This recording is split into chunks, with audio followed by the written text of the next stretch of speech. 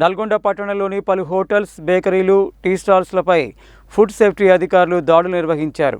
వాటి నుండి శాంపిల్స్ సేకరించారు. ఆహార పరిరక్షణ మరియు ప్రమాణాల ప్రాముఖ్యతను ప్రజల్లో పెంపొందించాలనే లక్ష్యంతో Yadadri zone assistant food controller Jyothirmayi ఆదేశాల మేరకు నల్గొండ ఫుడ్ సేఫ్టీ అధికారి శివశంకర్ రెడ్డి ఆధ్వర్యంలో నల్గొండ పట్టణంలోని హైదరాబాద్ రోడ్లో ఉన్న పలు హోటళ్లు, టీ స్టాల్స్, కాఫీ షాపులపై దాడులు నిర్వహించి నమూనాలు సేకరించారు. మొబైల్ ఫుడ్ టెస్టింగ్ ల్యాబ్లో అక్కడికక్కడే పరీక్షలు నిర్వహించారు.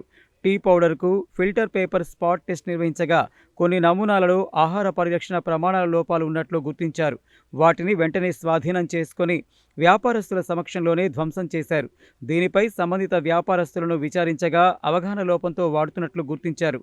వారికి నోటీసులు జారీ చేసి కల్తీ పదార్థాల వాడకంపై అవగాహన కల్పించారు. ఆహార పరిరక్షణ ప్రమాణాలను నిర్లక్ష్యం చేస్తే ప్రజల ఆరోగ్యానికి హాని కలిగించే ప్రమాదం ఉందని, ప్రమాణాలను పాటించకపోతే చర్యలు తప్పవని హెచ్చరించారు. దీర్ఘకాలం వాటిని వినియోగిస్తే క్యాన్సర్ వంటి వ్యాధులకు దారితీయవచ్చని ప్రజలకు వివరించారు. కొన్ని పాలను ప్రత్యేక పరికరంతో పరీక్షించగా కొన్ని నమూనాలలో నాణ్యతా ప్రమాణాలు కొరవడినట్లు తేలింది. వాటిని వెంటనే స్వాధీనం చేసుకుని ధ్వంసం చేయడంతో పాటు వారికి నోటీసులు అందించి పలు సూచనలు చేశారు. వ్యాపారులు నిబంధనలు పాటించాలని, ప్రజలు కూడా అనుమానాస్పద ఆహార ఉత్పత్తులపై జిల్లా ఆహార పరిరక్షణ శాఖకు సమాచారం అందించాలని విజ్ఞప్తి చేశారు.